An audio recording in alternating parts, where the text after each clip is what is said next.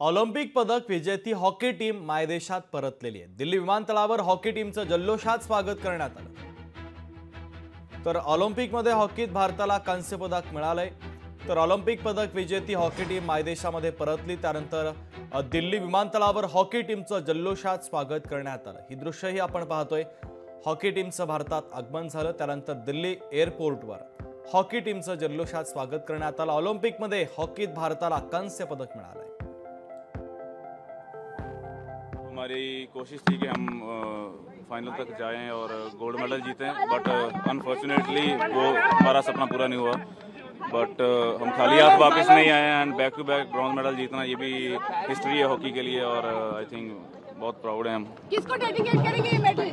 ये पूरे इंडिया को करेंगे कि जितना आप लोगों ने सबने प्यार दिया है हमें, वो हमारे लिए बहुत इम्पोर्टेंट है और ये स्पोर्ट आपकी हमेशा हमारे साथ रहे, यही उम्मीद करते हैं।